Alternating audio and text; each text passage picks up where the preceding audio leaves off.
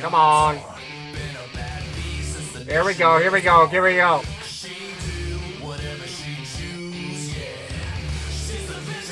Testing 1, 2, check, check.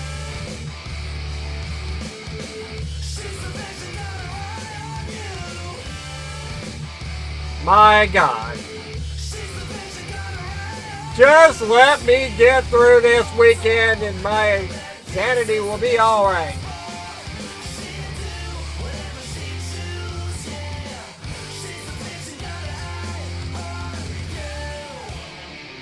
I don't know why Twitch is doing that or the broadcast or whatever. You are Rick getting on my last nerve, buddy.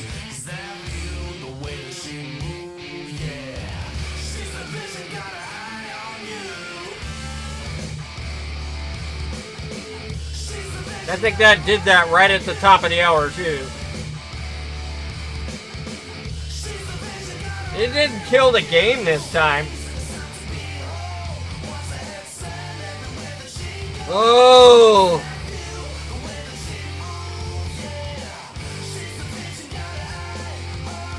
Oh! I'm not watching the NBA. That don't exist here in Seattle.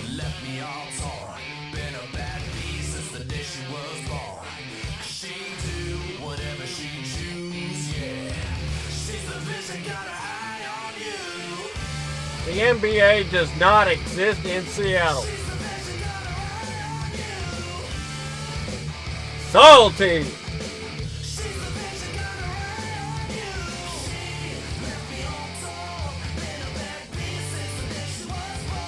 Hold on.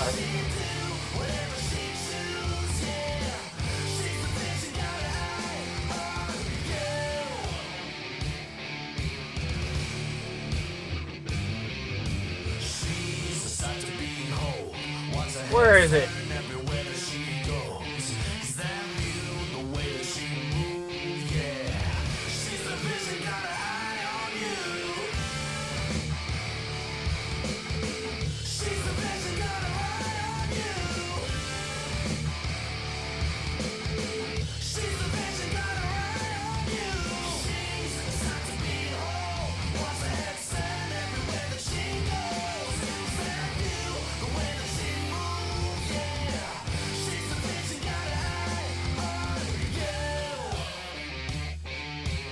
At least they didn't kill the game this time. That's all I'm talking about.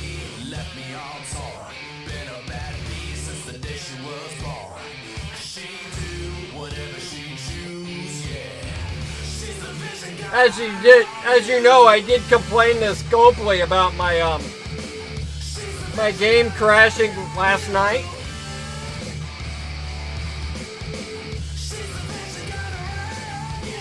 So they requested that I tell them every wrestler that had lost its health during last night's stream. So I listed off a couple of them. And I had said in a prior message that it happened over 5 times. So I started listing all these wrestlers that lost all their health. So they proceeded to send me an email, and they sent me 70 health packs for my troubles.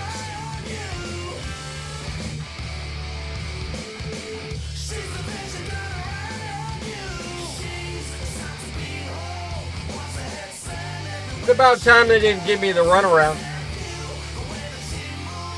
Actually gave me something. I'm sorry this is happening to you. Can let me know what happened or whatever. As soon as I see your message, I will be sitting here waiting for it. Oh yes.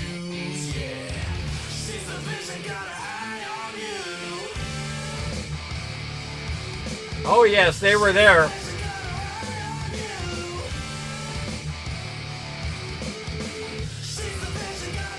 So 70 health packs overnight. Good job, Scopely.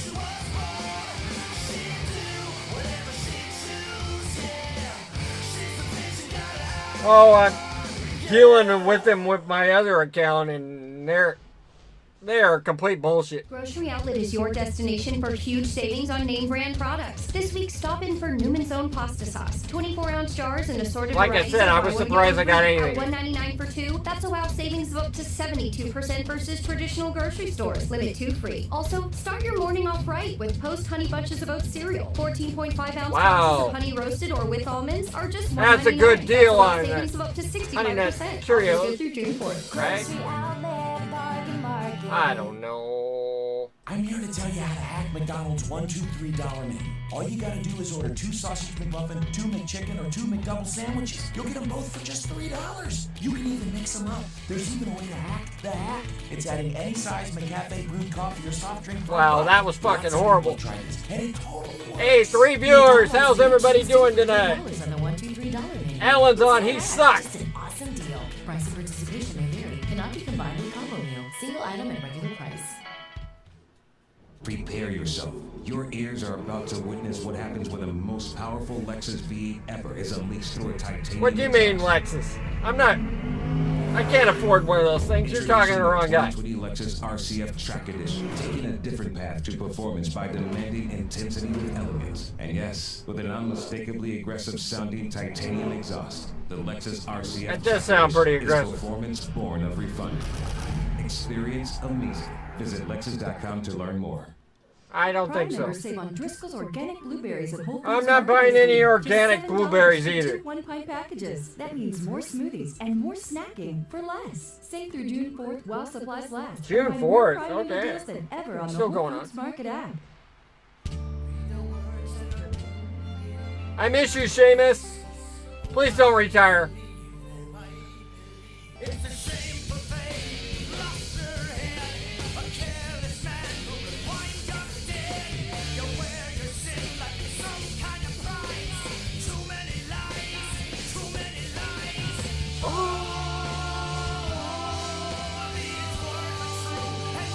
Awesome, get out of here.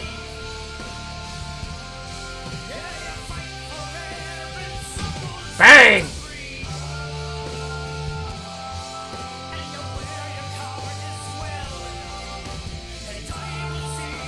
As the classic gamers left, I'm back down to 1 viewer again. Technically 2, my loyal viewers here. Never shows them in my viewer count though. I don't know why that is. He's here though. I don't get it. Yes. No doubt about it. I'm gonna miss doing these streams the next couple days.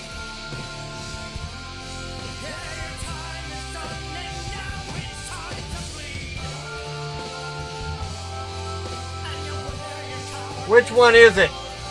Is it honor? Is it courage? Or is it commitment?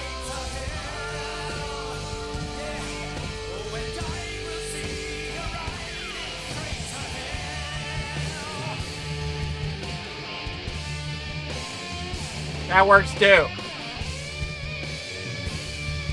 It's all 3. Not one more than the other, huh?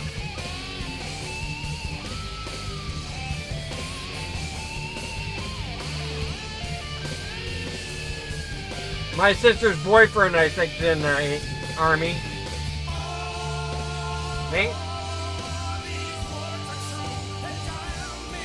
Me? Don't quote me on that.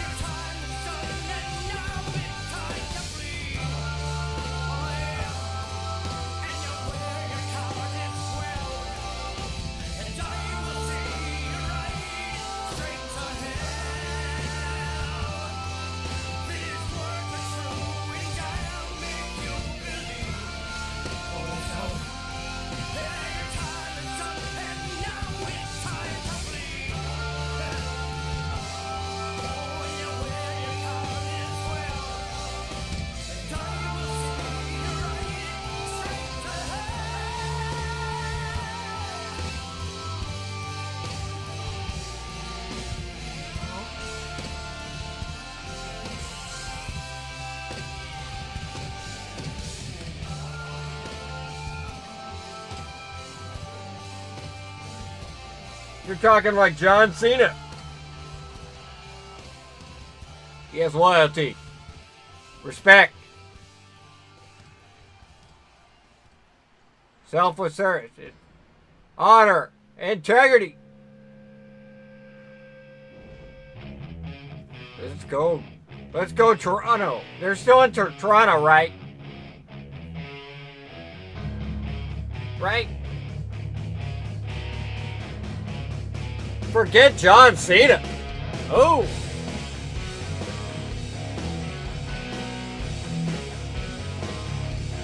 Okay, hold on.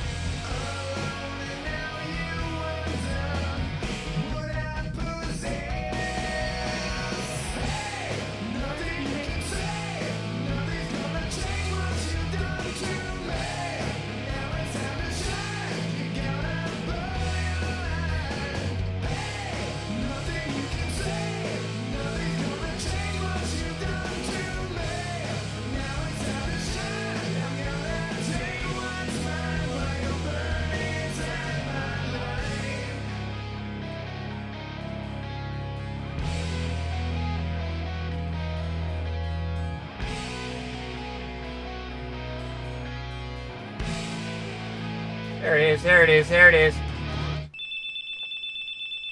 Can you feel the heat? Say hello to Eddie. I don't care if you don't like it. Fight me. Do you feel it? Hey, be on heat. Yo.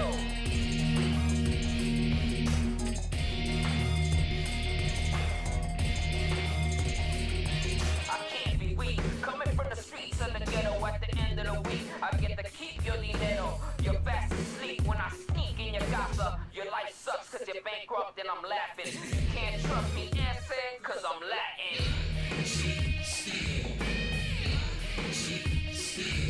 Yeah. Yo, too many try to tell me what I already know. No. Yeah. Viva la raza. So game 1 of the NBA Finals is outside of the United States in Toronto, Canada? Mamacita, I got that passion that's lasting long. Los mujeres fall in love with that Latin charm. One woman isn't enough, amigo.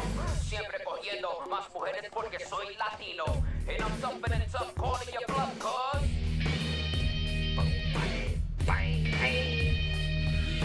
Can't beat that right there. 1, 2, 3. Get out of my house.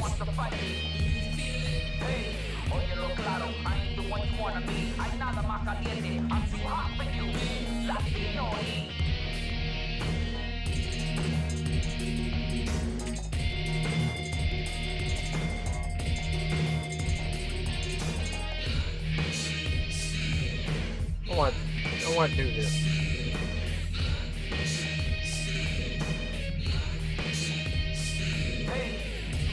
Oh.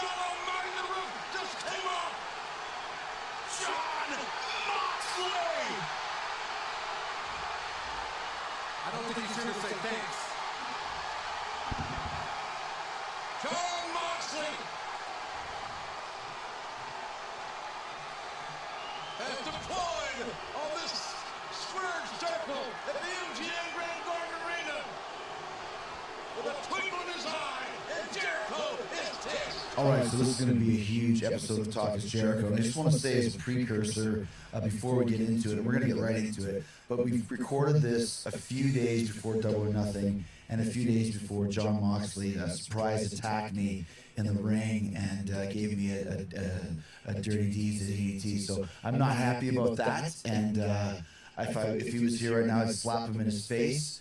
But as a journalist, this interview is unbelievable. I'm very happy with that. So even though Dean Ambrose has an ass kicking coming to him, this is his first interview since leaving the WWE, and man, he's got a lot to say. So let's get right into it right here.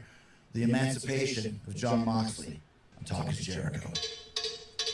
Talk is Jericho, baby. Talk is Jericho. Talk is Jericho, mama. Talk is me. Okay, so it was a pretty crazy weekend. Double or Nothing was huge. Lots of surprises, lots of great matches, but one of the biggest surprises, if not the biggest, was the appearance, the addition of Jon Moxley to AEW. And you've been on this podcast a few times, Paranormal Podcast, one with Jeff Hardy. The difference was back then we were both in WWE, and now here we are, both full-time members of All Elite Wrestling, which still seems a little weird for me, but I'm actually glad to have you because it's one other guy that kind of came from that system. I'm very glad to be here because, Chris, my friend, it is time to talk. Finally, after a bizarre few months, it's been crazy because throughout all of this, I mean, I guess it's been 5 months or so since the rumors or whatever leaked that I was planning on leaving WWE at the end of April. You know, the world went into pandemonium. And, you know, I'm sitting here listening to everybody give their opinion and give all these different rumors, and everybody's talking about it. The announcers are talking about it while I'm in the ring. The fans know, and I haven't said a word throughout this whole process. Interesting, yeah. I didn't ask them to put out a weird press release or bring it up on commentary or none of that. I haven't said a word. The only thing that was close to a word I even said was we had a little interview with Michael Cole. And I said something at the very end, and that was only out of self-preservation because I had a feeling I was getting set up. So I was ready, and I beat him to the punch. And even that, I didn't really give any information out. What did you say? You know, I said, I just gave him the line, you know, I walked into this casino 8 years ago, and now I'm cashing in my chips. That didn't give any information. And that was only out of self-preservation because I thought that was some kind of like setup where they're going to try to like, breaking news, Jon Moxley can't hack it in WWE, so he's going to go pursue a career in the minor leagues or something like that, you know? So I was ready for that. I remember him saying But that. hey, man, you know, we're sitting here at my kitchen table and my beautiful home, and I have never been happier. I am at the absolute apex of life right now. I feel so good. I feel like the weight of the world has been lifted off of my shoulders, and nothing but gratitude toward WWE. Nothing but positivity over here. Nothing but gratitude. That place, I'm so grateful for my run there. You know, that place changed my life. When I walked in there, I was a kid. You know, now I'm an adult. I grew up there in a lot of ways. In a lot of ways, I'm a different person than I was when I started there. In a lot of ways, I learned a lot of life skills and have grown as a person during my time there. I mean, it was almost 8 years ago exactly, in May of 2011. I got my little beater car, and I drove 24 hours straight nonstop from Philly to Tampa with nothing but, you know, my gym bag full of wrestling gear and whatever cash I had in my pocket was all I had in my name. And now, you know, 8 years later, I got to live my dream. I got to do so many amazing things, you know, in the ring in WWE. I got the opportunity and the real blessing to be a big part of like the Make-A-Wish program, and to connect with so many fans all over the world, and to be, you know, it's something I kind of took seriously over, you know, my whole time there. No matter what I was mad about, or you know, mad about creative or whatever, I always tried to remember that, like, you know, it's hard to until you are one of those guys doing like Make-A-Wish stuff, and you meet these fans from all over the world, and they tell you these stories about how you help them persevere through whatever they did. I always took that responsibility very seriously, so I was always very, very grateful for that.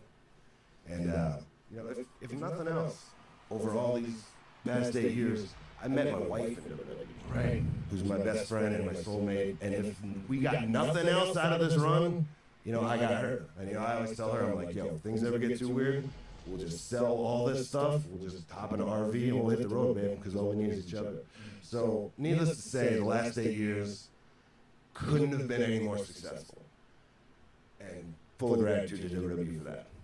So now that I got that out of the way, let's just bury the company for the next 2 hours. Yeah, there we go.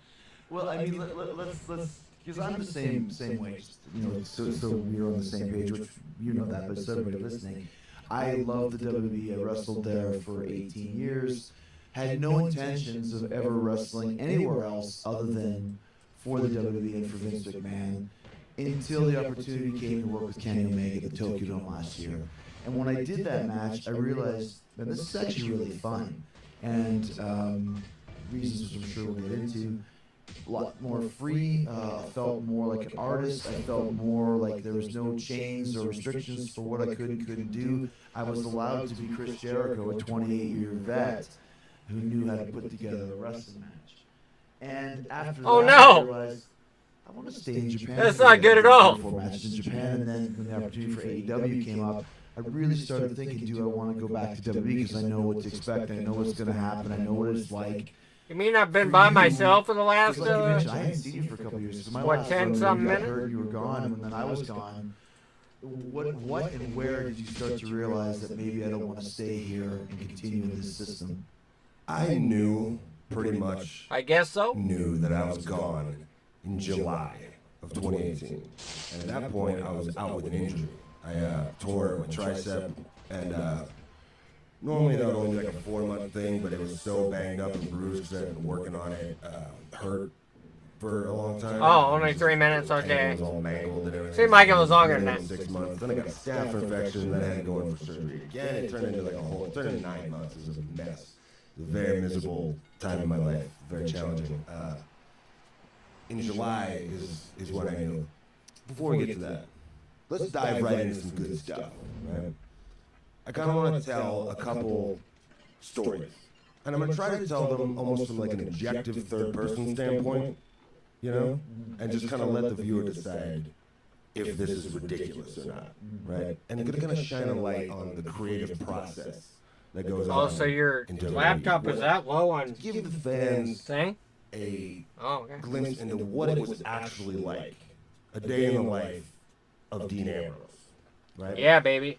So, the first one I'm going to tell you is the day that I physically looked at the calendar and started counting down the days. The other one will be the day that I absolutely knew 100%, no turning back. What do you mean, where'd I go? The day I almost walked out. Because, even though I knew in July, I knew the whole time that I wasn't going to quit. What? I wasn't going to ask for my release. I wasn't going to try to get fired. What do you mean, where'd the stream go?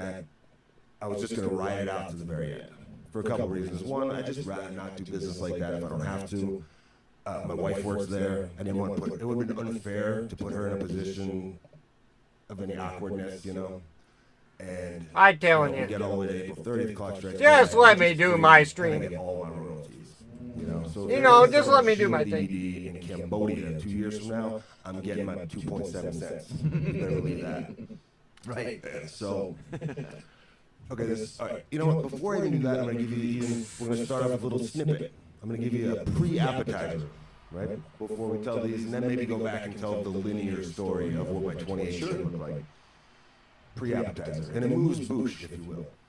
Okay, so before John gets into his story, let me take a minute to tell you about one of the best gifts you can get any dad for Father's Day, which, in case you were wondering, is less than 2 weeks away. Get your dad Omaha steaks. I love Omaha Steaks. I got the Father's Day Steak Fix gift package sent to me, and it is amazing. My goodness, it is so tasty as well. There's such a variety of food and meats involved. And you can get the same gift pack right now for 74% off. Yeah, 74% off when you go to omahasteaks.com and enter the code Jericho in the search bar. That's a $235 value for just $59.99. And the Father's Day Steak Fix gift package is loaded with Omaha Steak products. Here's what you get. 2 filet mignons, which are already grilled up. What is this? You selling steak? So tender and juicy, better than any grocery store Come on. filet mignons that I bought recently, and that's not a joke. It's maybe the best steaks I've ever grilled myself. We also got 2 top sirloins, 2 pork chops, 4 Omaha steak burgers, 4 gourmet jumbo franks, 4 chicken fried steaks, all beef meatballs, 4 premium chicken breasts, 4 caramel apple tartlets for dessert, a packet of Omaha Steak signature seasoning, and a partridge in a pear tree. Oh, and if you order now at omahasteaks.com and use the promo code Jericho today, you'll also get 4 extra Omaha Steaks burgers for free. Think about all that stuff I just read off. You get all of that food delivered right to your front door for just $59.99.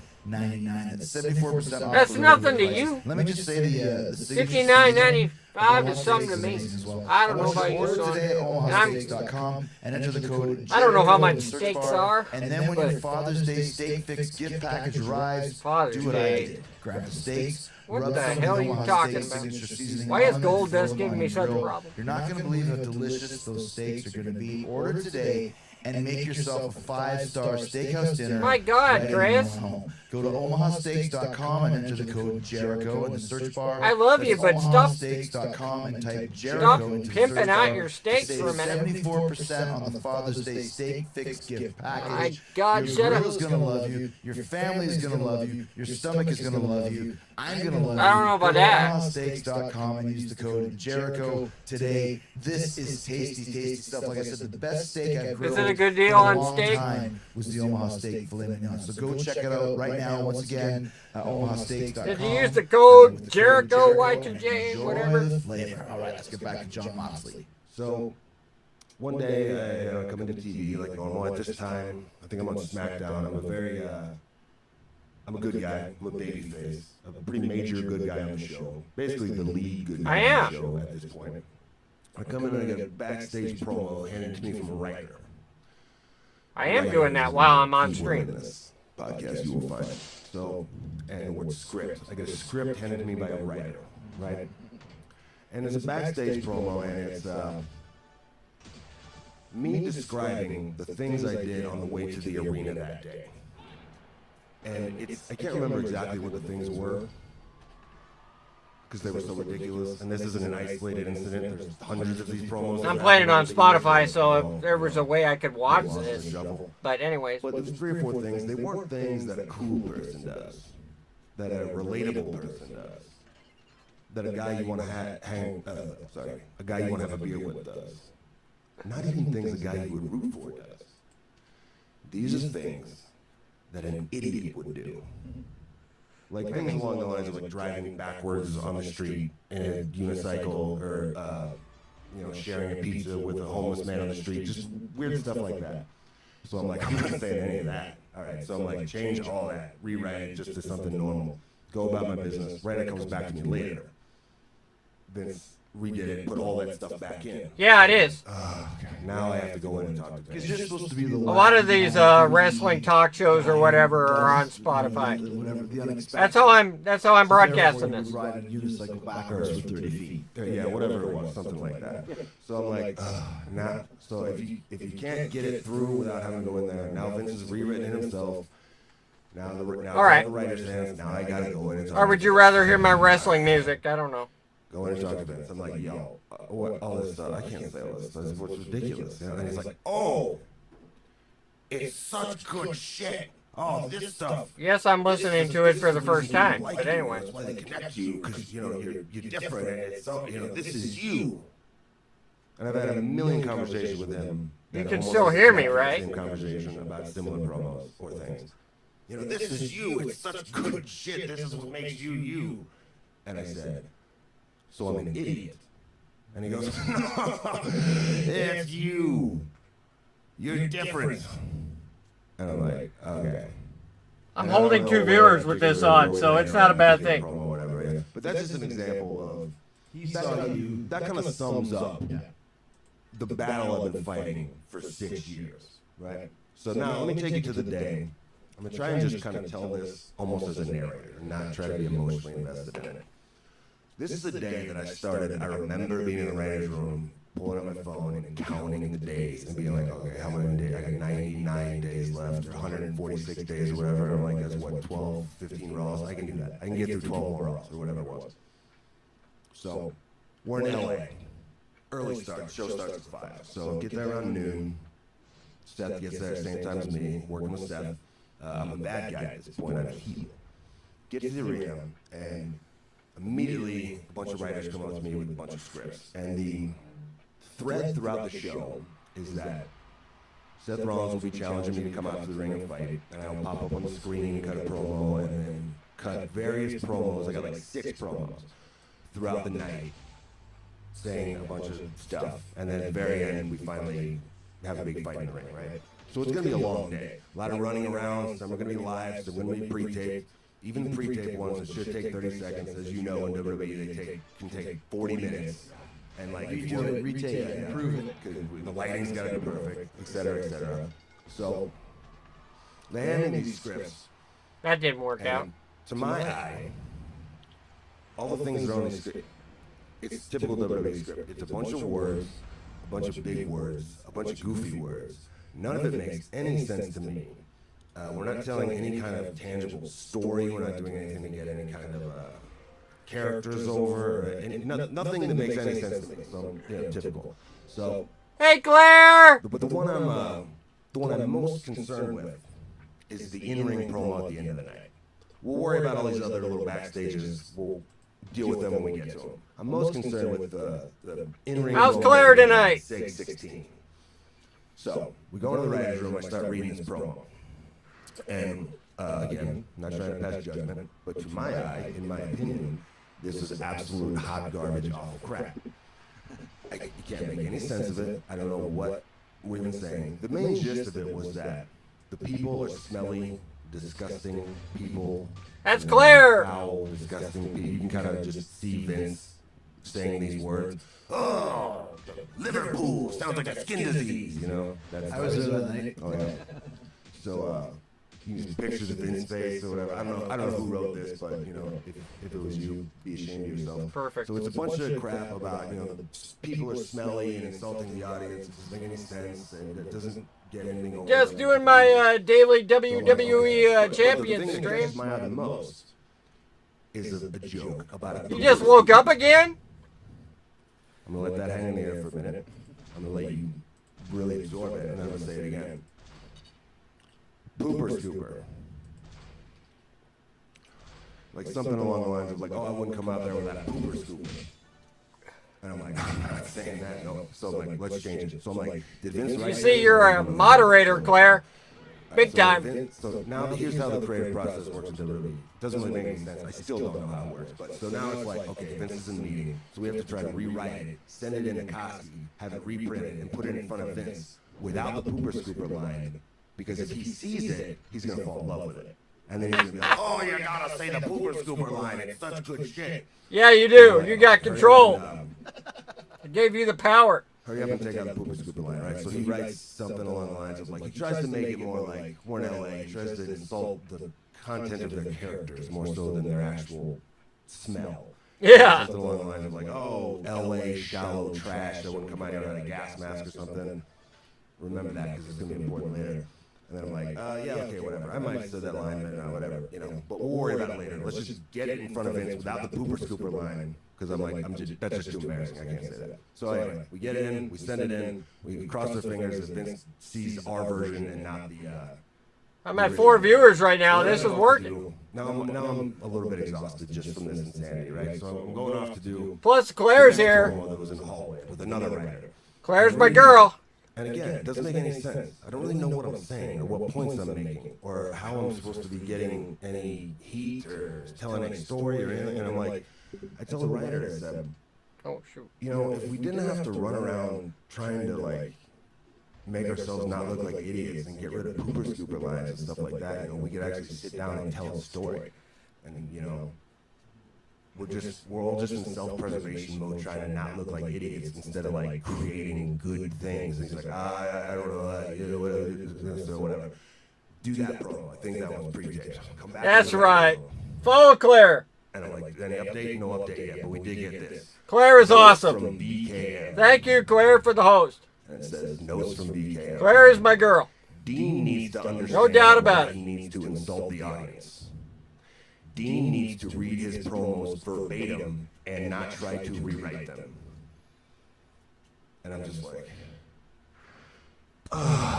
just like the feeling of getting punched in the gut, like what? And I said to the writer, it's not his fault, but I yelled at him. He just took the brunt of it. I was like, why do I work here? I'm a professional wrestler who can tell stories and come up with promos, and I believe that I have the ability to talk to people in the buildings, and I've learned those skills years ago and wanted to bring them into WWE, and you just want me to say your stupid lines. If you want somebody to read your stupid lines, hire an actor, because they'll probably do a better job with it than me. I'm not interested in doing it. Like, so I'm just like, so we're still just hoping that we got our version in before the Boober Scooper version, right? So I go off to do another promo. Okay, Claire, love you. Thank you. Thank you for the host. All right, when you come back. And earlier I had to go into Vince because in this promo there's a line, and a very distasteful line, taking a jab at my friend. Tell Matt hi. Tell Matt hi for me. Going off to recover from that Roman Reigns. Something I don't remember what the line was, but I'm not saying. Are you kidding me? Right? So I'm missing out a lot of what he's saying because I'm interacting here. But this is clearly a mistake, right? So I go into, like, I think it was in production meeting at the time, and I'm like, hey, real quick, this is surely you don't want me to say this. And he's like, oh no, but Roman's part of the story. We got to make sure he's still included. You turn on him and Seth. And he kind of explains it to me, and like he says, yeah, you just said the thing about Roman, right? Just include him. And he says it in kind of an innocuous way where it kind of didn't seem so bad coming out of it. I was like, okay. And all the writers were all like, oh, you got to say it. And basically he gave me the Vince Jedi mind trick, which I'm pretty immune to at this point. But every once in a while he still get it. And it's my fault. I got Jedi'd. I don't like this. I agree with the whole thing. He shouldn't have said that about the cancer. I didn't like that when he said it on TV. I remember it. Do you remember what the line was? It was just something about, like, he's got cancer, sucks to be him, something like that. Not cool. Especially, like, with, I mean, come on. You know, like, dude, so... God, AJ's owning these guys. Owning Undertaker trying tonight. to get pooper scooper lines out of the scripts. I don't even realize that this horrible thing that I shouldn't be saying that I said. It's like, oh my God. You know, so now I go back in the writer's room. This is getting to be an exhausting day, right? And if you're having trouble following all this, imagine what it was like to be me. Right? So now I go back in the writer's room. And success. We got our version of the promo in before the Booper Scooper line, right? So, and also, remember, keep in mind during all this, this is a $1 billion company run by a man who's allegedly a genius. And keep in mind that we're all adults. And we're talking about stuff like this. So, good news, we got it in before the Booper Scooper line. But when he wrote that, whatever line he wrote, something I wouldn't come out here without a gas mask or whatever. Now, I read the new promo. Now this is written by Vince. And it says, Dean Ambrose enters wearing a surgical mask. You know, like a mask like a doctor would wear to, like, protect you against diseases from the smelly, disgusting people. And it's just more of the same smelly, disgusting people. What is that smell? Just, what the hell is that smell? I'm like, I'm so mad. I'm like, are you kidding me? Because he saw the gas mask was... See, here's where he made a mistake. He used it noun. Because you got to watch out for nouns, because Vince will turn a noun into a prop real quick. So now I'm wearing a surgical mask. And he's like, yeah, he wants you to wear a surgical mask tonight. And then next week, come out with a gas mask. And then the next week, come out with a full hazmat suit to protect myself against the disgusting fans. And I'm like, oh my God. So I'm like, now I got to go into this again. And I'm like, I remember I walked up to his office where he is at this point. And Koski was about to go in and go over something or whatever. And I'm like, hey, can I go in real quick? I just got to do this. And he's like, okay, cool. And then I was about to walk in. I went, can you just give me 30 seconds though first?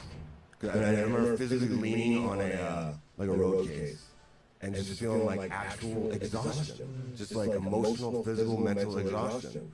And not so much because of that day, but because of 6 years of this. 6 years of having to go into this man's office, this old man, and try to explain to him why wearing a surgical mask is a stupid idea, why carrying a little red wagon to the ring is a stupid idea, why maiming a mannequin in the ring is a stupid idea. I was just like, I was done. I was just, like, and I'm like, so I go in, and I'm like, yo, I tried to explain it that, like, I don't think people will be able to understand me if they can't see my mouth moving. He's like, oh, but it's such, So we came to some kind of compromise where I have, like, a handkerchief, which is a little less embarrassing. And he's like, oh, you just, it's so you. You don't want to lose that thing that makes you you, because you have so much creative license. You can do anything. You know what I mean? You can check with props. See if maybe you can put a clothespin on your nose. I don't know, something like that. I'm thinking, what creative license? What creative license do I have? I do exactly what you tell me, and it's terrible crap. That's not creative license, So I'm like, oh my god. So whatever, do the promo with handkerchief. Nice. And No, 2 of them. Ran out of the building when I was done. We had a big fight. It kind of was hot. I had a little bit of adrenaline. Everybody's super happy. People are high-fiving at the end of the show. Like, it was this great success. Got in the truck, went to the hotel, like, around the corner. And as soon as I got in the room, I just was like, first of all, I'm like, I need a drink right now. Second of all, I'm like, what a waste of time. We didn't accomplish anything. I did 6 promos. I can't tell you what I said. I can't tell you what the story is. Our angle now was going to be dead if it wasn't dead already. I don't even have words. I will say that's one of the reasons I left WWE in May of 17. And we went on tour with Fozzy, but there's a lot of people right after the Kevin Owens thing, like, why would you leave right now? The character's so hot. And to me, I was mentally exhausted. Like you just said, because every week I had to do the same thing that you had to do. Go wait in front of his office, which takes forever. Maybe it's an hour, maybe it's 45 minutes. Go in there, then you got to put on a show for the boss and convince him why your idea is the right way to go. It burns you out, man. Yeah. The match is the easy part. Yeah, and I'll tell you, I always get irritated by like the notion that comes from a lot of like former wrestlers, especially, or like Attitude Era type guys, that like, oh, the guys today, they're scared. They're scared to get fired. They're scared to stand up for themselves. They're scared to take risks. They're scared to go off script. They're scared to get fired. I've never been afraid to get fired. I've never, not saying that like I'm so good or anything. I'm just saying I've never felt like me speaking up is gonna lead to me being fired. I've never had that fear. I always go in and give my opinion. My opinion of it is, okay, I'm gonna try to convince you that my idea is better. But if I can't convince you of that by showtime, you're the guy who writes my checks, and I'm not just gonna be a complainer. I'm gonna try to make the best out of this. Right. So even if he doesn't go for your idea, then explain to me your idea. Let me comprehend what you want me to do. Like, all right, if I can't convince you that I shouldn't be walking in the ring eating a Cuban sandwich, then screw it. I'm gonna go to the ring and I'm gonna make eating a Cuban sandwich look so cool. I'm gonna have mustard on my face, and people are gonna be like, "Damn, he pulled that off better than anybody else could." And I think I proved that I could do that a lot over the years. Okay, so before we talk about your signing with AEW and when and how you made that decision, let me say thank you to another sponsor who makes Talk is Jericho possible, and that's Arm & Hammer's new Cloud Control cat litter. The stuff is making life at my house so much easier. Most of you guys know that we have 3 cats, Mr. Mittens, Snickers, and Indy. So what? we always have litter Mr. boxes Mittens? to clean, and we all do. We all have to clean them. It's on my kids' chore charts, and sometimes even my wife and I have to deal with the litter boxes.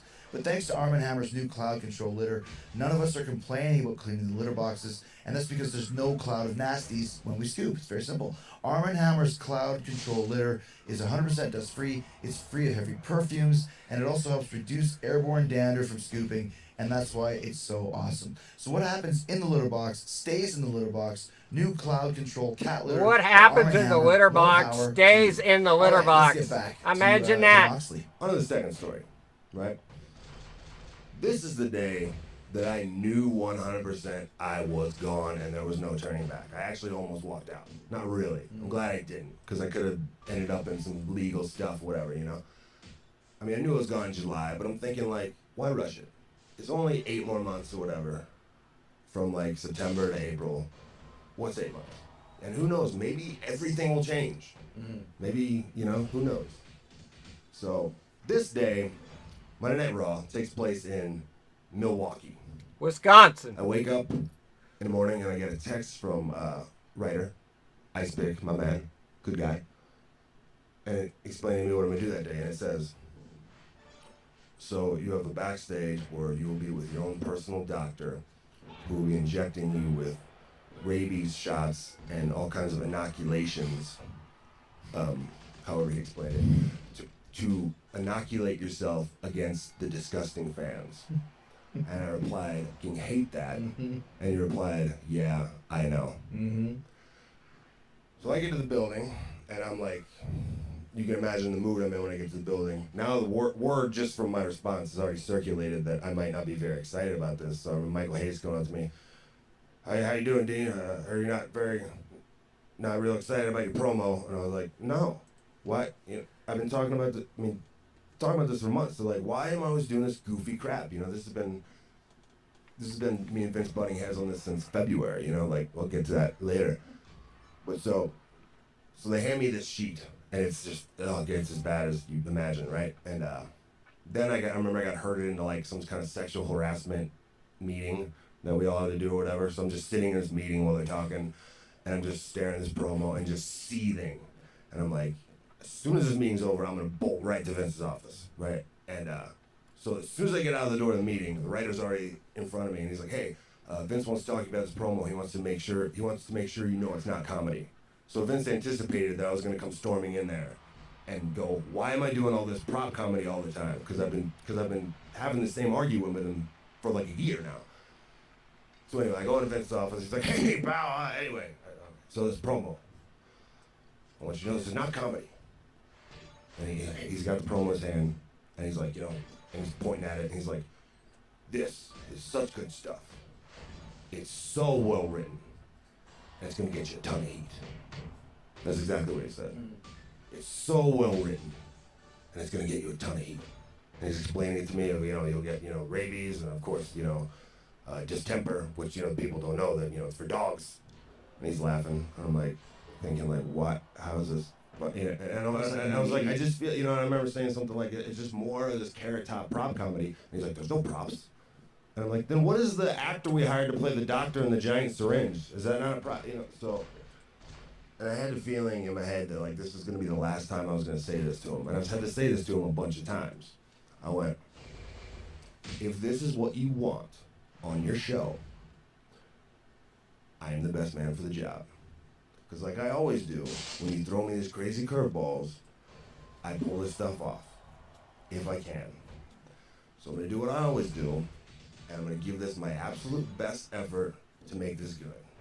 If anybody can, it's me. And I kind of had a feeling He like, said that way too much then. Say this to him, you know? And he's like, I know you will. Get out of here, you scamp. Get to work, whatever. So we go do the thing. It's awful, you know. I can't save it, you know. And we were able to pre-tape that, and before the show, and it got greenlit by Vince. You know, everybody's high five, and Vince loved it. I'm like, great. So I was able wow, to another one. Southwest flight, and I was able to get out that night. I couldn't get out of that building any faster. I mean, earlier in the day, I'd been like thinking, like I was like, he said that too much of it. Feeling of like dizziness. Like a weird pit in my stomach feeling dizziness, and talking to some of my friends, just like I can't work here. What is this?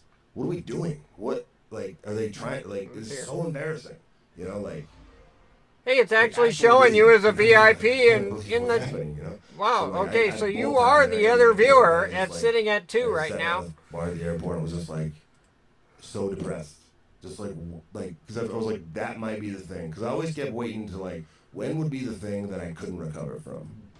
Because, you know, you do have some stupid segment where everybody's like, what is that? Ketchup and mustard? What is he doing? What is, you know, or whatever.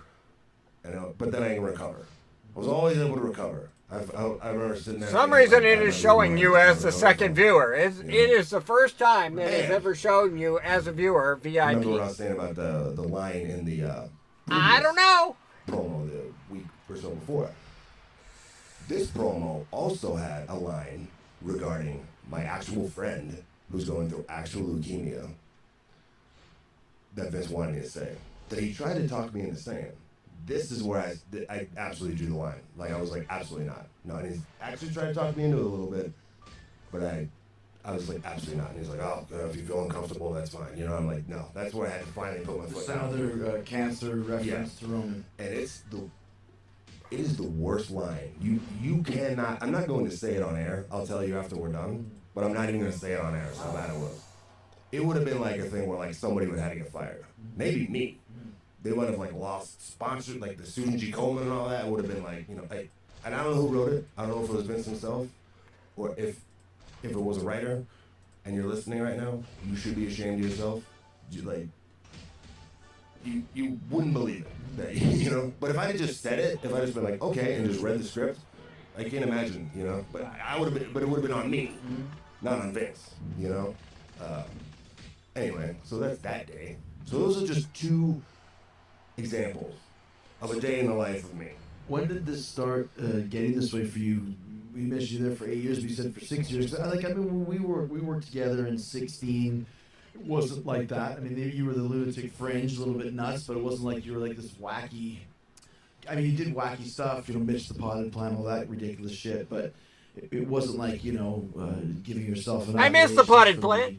Thank you very much, Mitch. I mean, at least when I was a baby face, I could still kind of be like lovable, you know, and you know, fans always stayed on my side, you know, through all the crap, you know what I mean? They forgave me for some of the stupid crap I was forced to do. But even like when we were working together, that's what, I mean, I was, during that period of time, I was starting to get really brain dead. Like, just like, I mean, we tried really hard to get cool stuff. We did some good stuff, but I mean, I was like getting brain dead at that point. Like, starting to get like, because it's like they take wrestling away from you. Wrestling is my first love, my only love besides my wife. That my thing I'm most passionate about. I love it. You know, I feel like now I got it back finally. You know, since I was a little kid, I was obsessed, just watching tapes, always thinking of promos. I want to watch all the wrestling. Just like I love pacing around my house, just thinking of promos. Waking up in the middle of the night because you just thought of a cool line or way to tell. Hey, Andy! Whatever, like, oh my god! And then I'm just pacing through the house, cutting promos with myself in the mirror. What's going on, Andy? My favorite part of wrestling. I loved it. They end up becoming my least favorite part, the part I dread. Because now it's not me coming up with ideas and coming up with a way to hook you into our story. It's me trying to not look like an idiot. Me trying to appease all these different people. You know what I mean? Sitting down with a writer while he's writing, like, that is not how it's supposed to be. You know? It's like, they never had any plans for me. What's going on, Andy? Never. Right, when the Shield broke up, I think they're going to do a little feud with me and Seth, and then if I just petered out and went away, they would have been fine with that. We're listening to this interview here with John Maxley and Chris Jericho, and I'm doing my dailies here on WWE Champions. Kind of was like, okay, because I have no idea I'd be a babyface. I had no idea. So my thought was like, okay, 90% John McClane from Die Hard, and then like 10% whatever, Dusty Rhodes, whatever other people Thanks, Andy. Thanks for coming by, man. Deathmatch guys, whatever, you know what I mean? But like, gets his ass kicked all the time, perseveres, walks through glass in bare feet, maybe throws a one-liner out there, which I'm capable of, which may have been one of my biggest mistakes. Andy's always welcome here.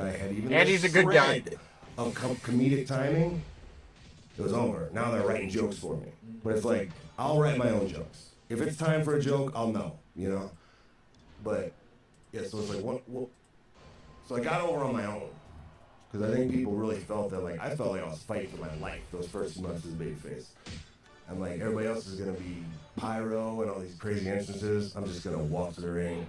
No entrance, no gimmicks, I'm fighting. And I really felt like I was, like, fighting for my life. And I think that's why people connected with me there. And then when they were like, whoa, we got over it. And then I started selling a bunch of merchandise. And then they were like, now they have to get their hands on it and try to turn you into what they think you should be or whatever. And like, for whatever reason it is, me and Vince, like, my particular type of charisma, Vince just can't just let me be.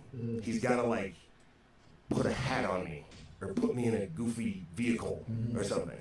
You know, whatever reason, we're like Mentos and Diet Coke, man. Me and Vince together just create this explosion of goofy nonsense. Yeah, we do. That I detest. Claire's host is really helping. I try my hardest, and I always try to stay positive, and I always try to stay positive and be grateful. Oh shit! I just lost. Opportunity that I have. And hey, Mama's back. Responsibility to all these fans. Hey, Mama, too, how's it put in going? this position of like Make-A-Wish guy and all that, and that might sound corny and stupid if you've never been in that position, but it's real. And also just like trying to save money.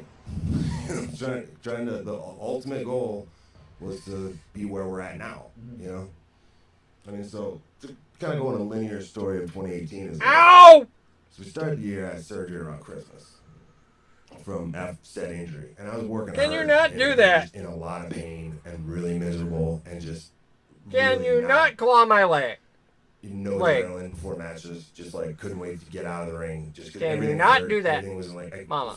My arm was No! starting to just wither away. No. I couldn't do anything physically. I mean, and more injuries on top of that. I mean, I was just banged up. Like, so when I go home from surgery, I'm like, okay, I'm just checking out mentally from wrestling. I think I'm just burnt out.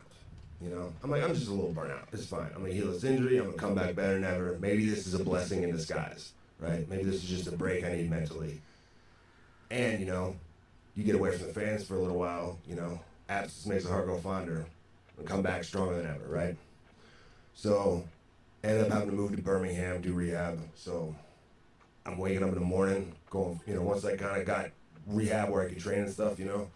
It must have been retro viewers or whatever, so they're out of here. In the morning, going for a run, going to my first rehab. At least Andy came by and said something. That's cool. Claire did the host tonight. Go back for a second rehab, then go hit the gym. This is cool. Place, you know, then go every single day, like just a machine, just trying to build myself into the best version of myself. Because I'm already thinking like, okay, if it's only gonna be 8 more months, I don't want to give myself any reason lingering of like, maybe if I had just tried this, or I wanted to make sure I exhausted all my options with WWE and that I was totally sure that this is what I wanted to do, right? I didn't want to like go out with a whimper, you know what I mean? I was like, I'm gonna give this my absolute best effort in every way. That's pitching ideas up in Vince's face 24/7, whatever it takes, you know what I mean? So I remember like around July, I think at this point all I could do was like the recumbent bike because my arm was still jacked up. So I went to town on that bike. I was getting there every day, putting on and just cranking on it. And I like to do, you know, sometimes, you know, we like to sit around the house and put on like concerts and just hang out and talk and watch concerts. And I like to do that sometimes, like if I'm doing like something like that, like I'd just be riding a bike, I'd put my phone up and put on like concerts, performances. Mm-hmm. I love watching performances of anybody who's awesome, any guy or girl who's awesome at what they do. You know, whether that's Freddie Mercury at Live Aid or Cody gave me a good one, the Killers from Royal Albert Hall, you know, Woodstock 99, whatever it is you're into, you know. I remember watching like some concert and just watching just people just in their element, just playing their music the way they want to play it and just hitting on all cylinders and just connecting with the crowd on all cylinders and like maybe change a little lyric up, maybe say it in a little different way, just in the zone. You know, you're a freaking rock star, right? Yeah. And I remember thinking like getting a little sad because I was like, I haven't felt that way in a long time. You know? So I think that was where the seed was planted, you know, because I'm just shackled in WWE. So once I get back from Birmingham, now I'm like training, I'm getting ready to go, finally finishing up the healing process. You know, now I'm like, okay, now it's time to start dipping my toe back into wrestling. Come on. Check out the product a little bit. All right. The current product, you know, and I start just getting obsessed again. Like I haven't watched wrestling in months, and I'm like, so I'm watching new stuff, I'm watching old stuff, I'm watching stuff I liked when I was a kid, I'm watching stuff from Japan, I'm watching stuff from the Indies, I'm watching Impact, I'm watching Ring of Honor, I'm watching Wow, he's watching I'm Impact. So excited. And I'm thinking of all these ideas, and I'm like getting revved up. I'm like ready to go. But then I started thinking like, you know, I come up with ideas like, whoa, I could do this, I could come back and do this. Or wouldn't it be a cool way to come back and do this? Or I could go back and do that. Oh, that'd be cool too. And every time I go, no, they wouldn't go for that. No, they wouldn't go for that either. No, they wouldn't go for that either. And then I started thinking, man, maybe they're sitting around in the writer's room right now discussing what they're going to do for my return, and it's like me coming back in an Oscar Mayer Wienermobile or something.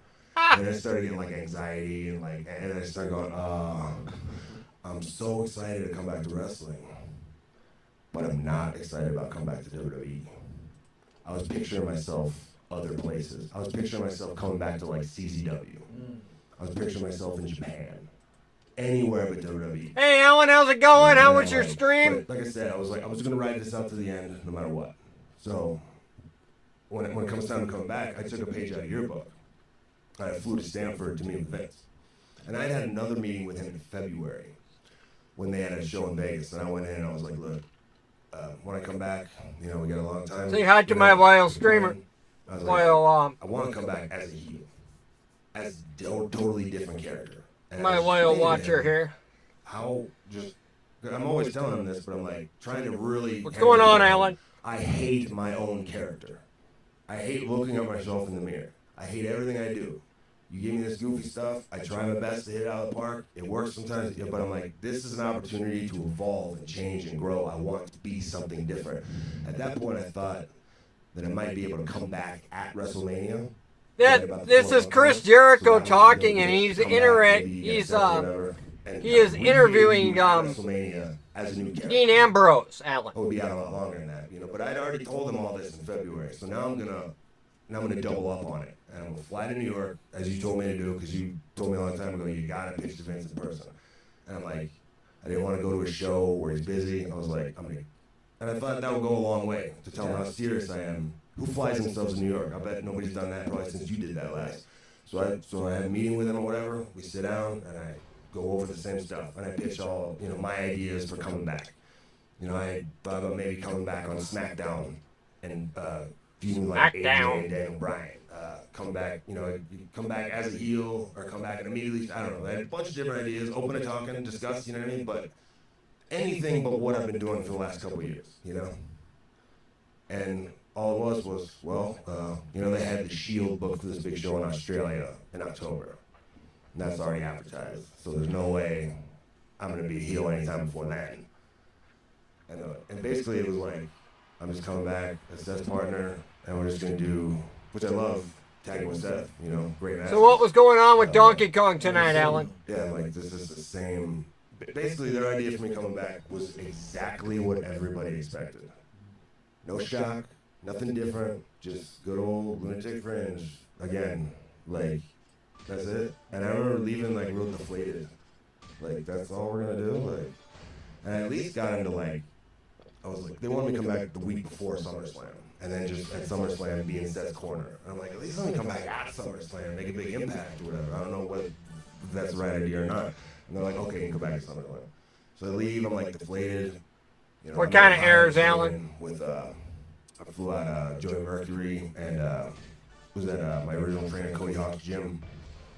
You know, we're doing some training. I'm getting Tell us about it. Like, go back to just like old school physical wrestling, the way I started. You know, no hitting the ropes. You know, just real meat potatoes, beating people up, wrestling. You know, training my ass off to get back in the ring.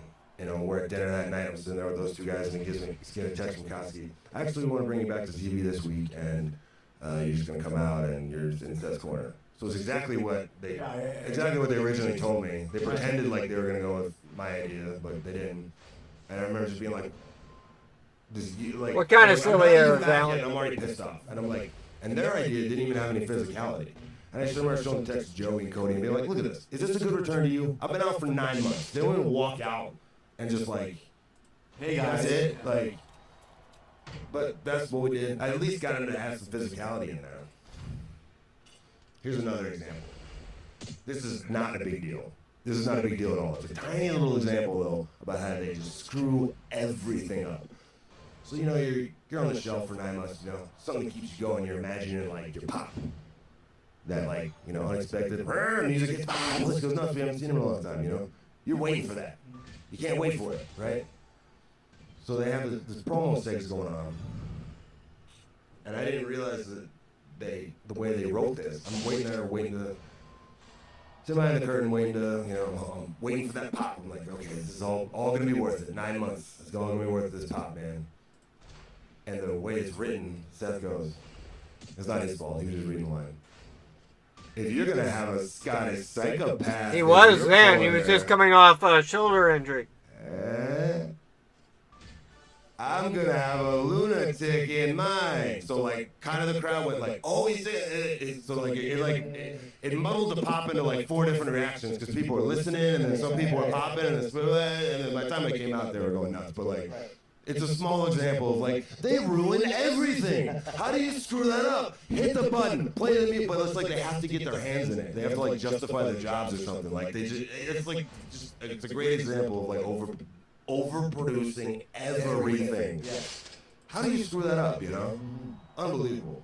Yeah, and I know you're ready to tell us your second story. It's even crazier than the first. But before you do, I got a little sidebar here. I want to talk about the only thing that might be more annoying than Kenny Omega not thanking me on behalf of AEW or Matt Jackson or Nick Jackson or John Moxley or Tony Khan or anybody else. No one's thanked me after my big win Saturday night at Double or Nothing. And the only thing more annoying than that is the flies, mosquitoes, and insects. Yeah, this is Chris Jericho talking now, Alan. During the summer. So while I sit here waiting for that thank you from Kenny Omega, I'm going to provide a thank you of my own, and that's to the new from his sponsor of Talk is Jericho Dynatrap. podcast. Dynatrap is the leading manufacturer of outdoor mosquito and insect traps, and now they've come up with a solution for indoor pests, the Dynatrap Flylight. I've got these set up in my house, and I'll tell you what, the Dynatrap Flylight works day and night to attract and trap flies, fruit flies, mosquitoes, other pesky insects, and it really works, especially outside as well. I just moved to a new place. It's right on the lake. There's a lot of mosquitoes that show up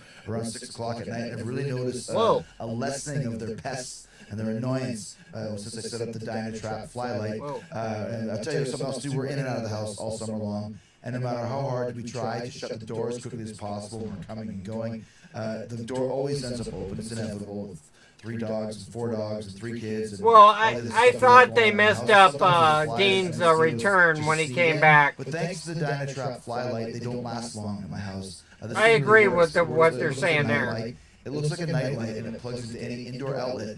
And we've had them plugged into the wall next to one of the doors. I completely agree that they botched that whole thing. I can't believe how many insects it's already caught. It's ridiculous. If you want to keep your home free of pesky flies, mosquitoes, other insects, get yourself a Dynatrap Flylight. The cancer thing was wrong. That's DYNATRAP.com. And use the promo code Jericho to get 15% off any of their products. That's Dynatrap.com. Use the promo code Jericho to save 15% on any of their products.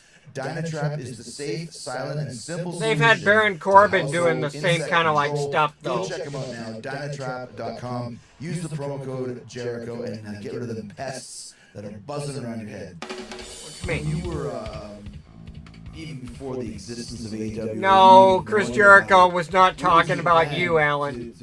Like you said, you wanted to finish up and go. Pests swarming around my head. Is that kind of what you were thinking about doing before you knew about AEW? Yeah, for sure. Like, I mean, people are gonna really get into this. Everybody wants the Monday Night Wars back, and everybody's gonna want to have this big Monday Night War between AEW and WWE. My leaving WWE exists outside of that. Whether AEW exists or not, I was still leaving WWE. It was good to know the wrestling business was doing so well outside of WWE, but even if it wasn't, I still would have left. If there was no other promotions to work for in the world, I still would have left WWE. If there were no other wrestlers, I would have just started my own promotion, started my own training school, and trained my own opponents. I would have reseeded the wrestling business from scratch if I had to. But the timing of it is just so crazy. Like this, me and Cody keep going back and forth, and you should just. What if he did have his own company and it wasn't Cody? That's interesting. It's just, and obviously that was the instant rumor. Like as soon as it came out, he's going to AEW. But people don't know anything, you know. Other ones are saying that you're making a movie and that you're retiring and that you are going to go. Yeah, I saw every possible rumor. I get a text every day for like a screenshot or a link or is this true? Is this true? Is this true? Every single. And I guess silence drives people nuts, and I've just been silent. People hate silence. They have to know. And the people that are supposed to know, they have to say something. You know, like so. They keep saying that there's new contracts coming. I know I'm not going to sign it, but I'm like, okay, it's coming next week. It's coming next week. We just got to get through Saudi, and then a new contract's coming. You know, I'm like, okay. And I'm waiting for it because I'm relishing the opportunity for them to go, here's your new contract, and you go, not interested. I'm like waiting for it. I'm excited about it because I don't know how they're going to react. It eventually just doesn't come. And then it's like Royal Rumble weekend, and I'm thinking like, I know I'm supposed to work with Seth on the Monday. And Carano's like, it's coming Monday. You know, Hunter wants to give it to you personally or whatever. And I just like couldn't hold it in anymore. We were at like some access or something. I just couldn't hold it anymore. I was like, dude, look, in 114 days or whatever it was, And he's like, no, before you say anything, and I was like, I am gone. And he's like, no. And then I was like, here's what, like I said, this is not, and this is what I told Vince too, and Hunter. So this is not a decision I came to fast or lightly. This has been a long time coming. I'm not going to change my mind. This is not about any one particular thing. This is not an emotional decision. This is happening. I'm leaving, and it's okay, you know? And he's like, you know. And he's like, well, you want me to tell them? I'm like, I do whatever information. I'm going to talk to Vince on Monday. I'm sure you're going to. Because I'm trying not to ruffle any feathers, you know, Royal Rumble weekend. I didn't tell anybody. I didn't tell Seth because I knew he was going over in the Rumble, and I didn't want to put any. Okay, we're going to play Donkey Kong for 45 minutes. So I'm just like, look, we can just tell Vince, whatever, if you want, whatever. I'll talk to him Monday. I can tell him after the show, before the show. We can talk next week. No rush. I'm here for another 90 days or whatever it is. You know, I'm just putting it out there so you all know before you start advertising for Europe tours and your Mania plans and all that. It seems like a time where you need to know Royal Rumble weekend that, like, who you got going forward and who you don't, you know? I'm trying not to make any trouble. So we get to Raw the next day. And I'm also secretly hoping that I'll just work with Seth, he'll curb stomp me into oblivion, and I'll get to go home. Because I'm thinking there's no way they're going to keep me on TV. If they know February or something, or this is January. Right. There's no way they're going to keep me on TV if they know I'm going to be gone 3 months, right? Or they could try to bury me or whatever, but I'm, you know, but I don't know, we'll see what happens. So I'm thinking, so it's in Phoenix, early show, again, 5 o'clock, so the meeting's going on early. So I'm like, I'm waiting for the meeting to get over so that I'll talk to Vince and be like, hey, you want to talk now, after, whatever, no rush. Not telling anybody. And working with Seth, whatever. About an hour before the show, producer comes up to me. He's like, there's been some additions.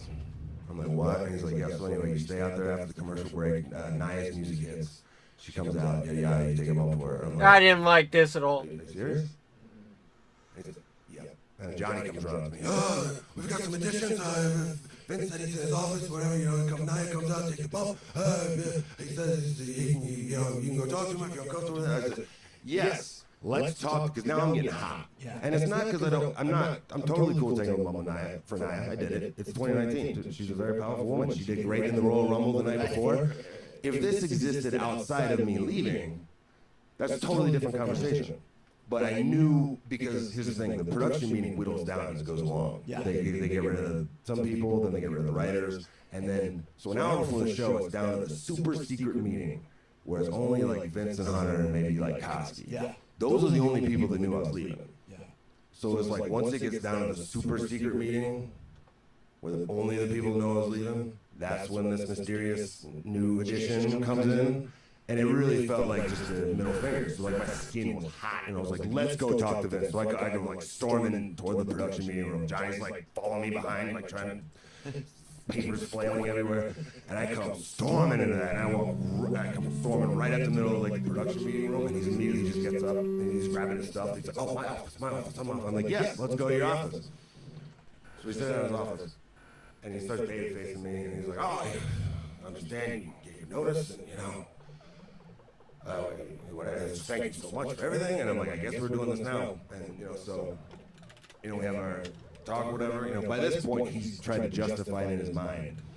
You know, because Corona says, I told Corona, I'm like, yeah, I think the day I knew I was gone was that day I got the shot. So I think he told Vince that, because Vince goes, yeah, I mean, I heard you were unhappy with something about the shot thing we did. I wish you told me. I didn't know you had all these problems. And I'm thinking in my head, I'm like, why the was I in your office then? I went storming in there and said, what the hell is this? Like I do all the time. How do you not know? Of course you know. He did that way too much. Everything okay in his mind. I didn't know. I had no idea. And I'm like, you knew. Like, you've known for a long time. So, but I'm still trying to babyface him, be as nice as possible, show him my gratitude. You know what I mean? It got a little emotional, you know what I mean? And on both sides. And but I took the opportunity to say everything I wanted to say. Because I had been having this conversation in my head for months. So I was like, I'm getting everything off my chest. And I told him, I was like, every Monday, I get a physical sick feeling in my stomach. And it happens every Monday on the dot. A writer will come up to me, hey Dean, we got you for 6, whatever, and he's got a script in his hand. And I don't know what kind of goofy nonsense what kind of embarrassing stuff is on that script and what kind of challenges we'll lay ahead to try to just not look like an idiot today.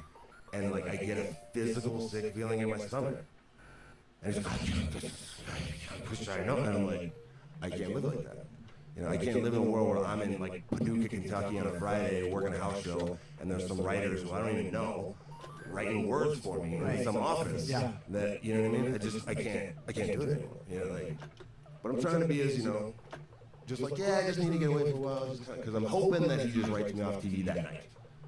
And he goes like, oh, you know, he's like, yeah, we'll just finish up at Mania, you know, and whatever. He's like, hey, we're not going to bury you on the way out or anything like that. No, and actually, it's funny you mentioned that, because that's the reason I stormed in here, because it looks to me like that's exactly what the fuck you're doing. And he goes, oh, no. And he proceeds to tell me this whole thing, idea he's got for me and Naya. And all I hear is like, we're burying the Getty, blah, blah, blah, we're burying the Getty. It's an attraction. And I was like, okay. I looked at Johnny, I'm like, okay. All right, you know, so I'm like, let's do it, you know.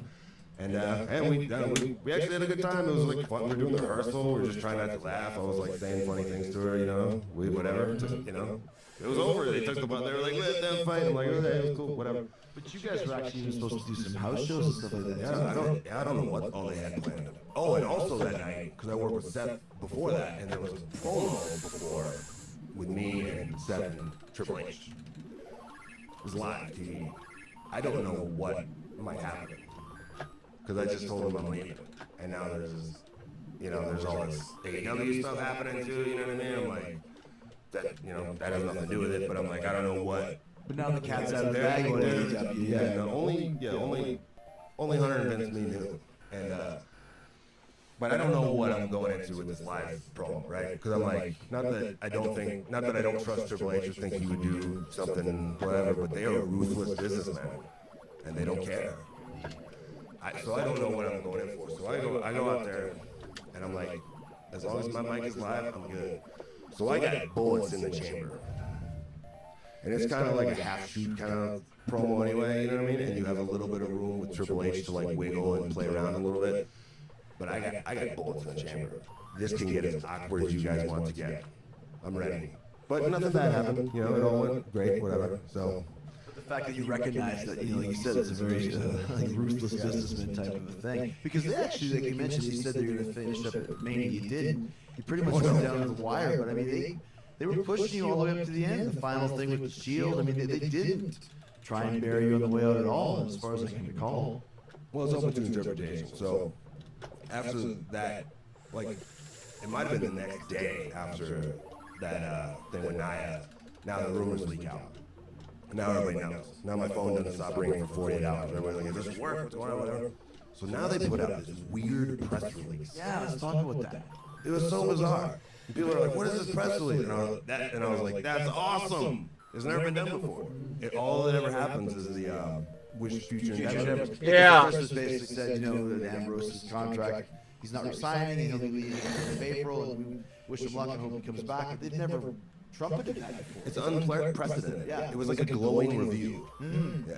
So I was like, all right, cool. I don't know. I'm not saying anything. What I think happened is they just felt like they get backlash or whatever. Like, I don't know the motivation behind that press release. That's why a lot of people thought it would work.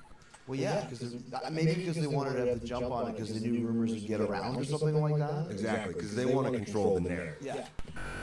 There's this thing that Vince hated about this whole situation, why it was so bizarre and there were so many ups and downs, because he had no control. Because I told him, I don't care how many zeros you want to put on a piece of paper, I am gone. And he's got the $1 Million Man complex. He has to be able to buy it. He's got to be able. That's why he pays Brock billions of dollars to come in and ruin his company. Because he wants to own Brock. He wants to be like, Brock's my attraction. You know. That's good right there. A guy he has no power over me. He didn't know how to handle it. So it was like, it went in a bunch of weird, crazy directions over 5 months. Did they ever eventually give you the new deal? And what did you do when they did? I never looked at it. So they literally gave you a contract in an envelope or whatever. You just took it and gave it right back. I didn't look at it. No. I didn't want to. But that shows how and like I said, I can empathize with you because I went through the same thing when I left WCW. You can offer me $1 million. I'm not taking it. Because it's not about the money anymore. It's about literally, like you mentioned, killing my love for this business. It's all I've ever wanted to do, and now I don't want to do it anymore. And Eddie felt the same, Benoit felt the same, Malenko felt the same. It was killing your will to be a part of this business at all. Dude, yeah, I mean, I remember thinking at one point earlier on in the thinking about a decision. What if they offer me $10 million? Right. What like a Brock contract? Like, just what if they offer me just $10 million? What am I going to do with $10 million? I have my truck is paid off, my house is paid off, my mother's house is paid off. I got everything I need. What am I going to do with $10 million? Am I going to go buy a Maserati? You know, I don't live like that. You know, so I'm like, there's literally no number they can put on a piece of paper that would get me to stay. It's almost like over the years, like a physical depression sets in, because they take away the thing that you love. Like, you know, like I was saying, being obsessed with wrestling 24/7. It's like they take it away from you. They go, like, oh, don't worry about coming up with your own promos. Do we have a writer? Don't worry about coming up with cool things to do in your matches, because we have producers who will tell you exactly what to do in your matches. Don't bother thinking of storylines, because we've already written them for you. Don't be an artist. It's kind of like, hey, don't worry, we've taken care of everything. You just show up. So you go, oh, okay. So what do I do in my off time? What do I have to think about? You try to fill it with other things, and like, that's a recipe for a very unhappy person, a very unfulfilled existence. And like, I think just like a depression set in at some point, like, not to minimize anybody who actually goes through like real. I remember like WebMD in it, because I mean there were days, like TV days, where I'd like be in bed and like wake up and just like stare at the ceiling and like couldn't get out of bed. Like, no motivation to go work out, no motivation to, like, depression, just dreading having this moment with the writer that I'm going to have that I described to Vince, you know, like, I mean, it's crazy. Like, the fog that has lifted, like, slowly since, like, it kind of became real, that, like, oh, I am leaving, it's all good. To now, like, the past month, I mean, I'm, like, literally an entirely different person. They call it Stockholm Syndrome, like, when people are in prison, they end up, falling in love with their captors and can't envision not being in prison, not being told what to do by the warden, for example. And I'm not saying it's the same thing in WWE, but when you're in that system, you don't realize what it's like in the outside world. And when you get on the outside world, it's like, I can't believe it's this easy. I can't believe this is really how it can be, not in that world. Yeah, it's crazy, man. Like, looking back on it now, I'm like, I can't believe I hung in there that long. Like, yeah. And it's a shame to think of, like, I don't ever want to be one of those, like, I could have been a contender guys, like, sit and bitch about the past, what should have been. I should have been on top. I got screwed by Hogan. You know what I mean? Well, I do think there was a lot of stuff they missed out on with me. I don't care. It's over. You know? I don't think it was meant to happen. I think I was meant to be sitting here today talking to you, because with the ultimate. I think you should have been world champion more than just that one time. Was that now I'm sitting here with all my freedom, and I got to go do that. And it's like, it's the ultimate gift, because like, it's almost like now I get to start over. It's like I'm 18 again. I can be anything I want to be. I can. Maybe he wasn't champion so many times because of Roman Reigns. I don't know. And he was on SmackDown. And stuff that I can.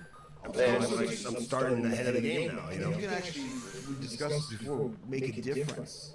You or I going back there, or you staying?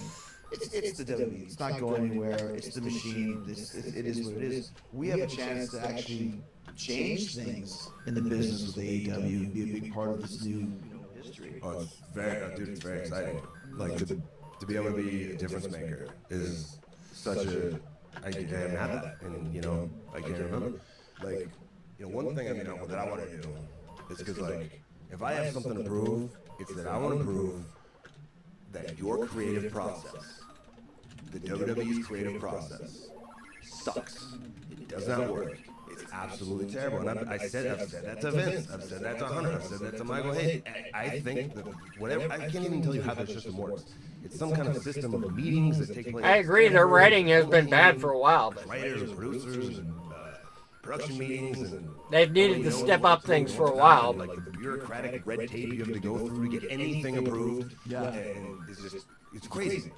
But they always blame that on the stock market and all that stuff. Like, And I think Vince is the problem. And not so much Vince, but Vince and whatever the structure that he built around himself, probably starting in like, I'd imagine like 2002, after the sale of WCW. Right. And he started building this infrastructure around himself, this team of writers and whatever, and producers, and however he does it. And this is how WWE is, and this is what the product is. The product sucks. Great talent, amazing talent. None of this is their fault, you know. So I'm hoping if I had a goal with AEW, it's that we could prove that Vince's way sucks. I mean, this is not what I'm going to focus on, because it's not about competing with WWE. I don't think that's any of our. Yeah. It's an alternative. It's any of our mission. We're just going to be over here doing our best, putting on our best product. And if a byproduct of that is it pushes WWE to reevaluate their creative process, and it makes Vince, not that he's going to step aside, we don't know he's going to die in a chair, but maybe he'll listen to somebody else's ideas. Maybe he'll be open to doing it a different way. You know? I agree. Micromanage everything so much. I think that's the biggest problem. The micromanage. That's the way Vince wants to go, though. He's going to die doing once I turn heel. Being the WWE chairman. That press release that WWE put out about you leaving the company was so weird. I've never seen them do anything like that before, and I want to talk about that. But first, Father's Day is about 10 days away. Come on. I'll tell you what I'd be asking for if I didn't already have one. Talking about a Quip toothbrush. I'm serious. A great gift for any dad or grad on your list. And what's better than the gift of healthy and good oral hygiene? Nothing better than a pretty smile, especially when it's as cool and easy as the new Quip electric toothbrush. Now, you guys know by now I got a blue Quip toothbrush. It goes everywhere I go. I'm still in Las Vegas after Double or Nothing. Came with me here. It was on Fozzie's spring tour a few weeks ago. And it's going to be on the Unleashed in the West tour that Fozzie's doing in September. The Quip electric toothbrush is amazing. It's got a built-in 2-minute timer that pulses every 30 seconds to tell you it's time to switch sides and help you clean your whole mouth evenly. It's got this cool cover that works as a stand. And I can see them selling WWE or whatever once Vince gets too old to run it. Stick it to the mirror of whatever bathroom you're in for easy access and a quick reminder to grab it when you're back. The Quip runs for about 3 months at a single charge, which means no. I can see them selling it to like Disney or something, and that'll kill it. New brush heads are automatically delivered every 3 months for just $5, and that's why I love. That'll kill it. My family loves. It'll be G-rated. WWE. Quip starts at just $25, and if you go to getquip.com/Jericho now, you can get your first refill pack for free. That's getquip.com/Jericho. Order today at getquip.com/Jericho and go have the best smile and looking white teeth, looking pretty, feeling good. I don't know. Jericho, also sponsored in part by the National Highway Traffic Safety Administration. I'm not going very far. I'm in a rush. It's too uncomfortable. Sometimes I just forget. Don't kid yourself. There's no such thing as a good excuse for not buckling up.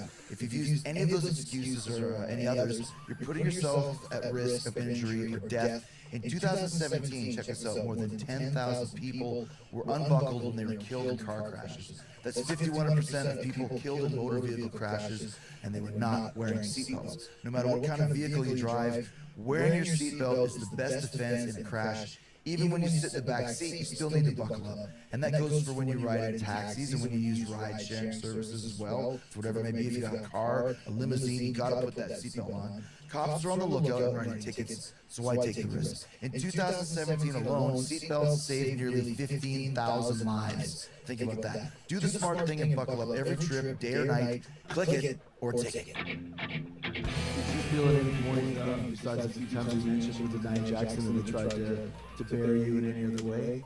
Well, so after that, there was the EC3. Then they put me against EC3. There we go. Great talent, great friend of mine. Excited to work with him. They have EC3 come in as babyface, defeating in 2 minutes. I don't know if this is before or after the press release. After. It's like at the same time.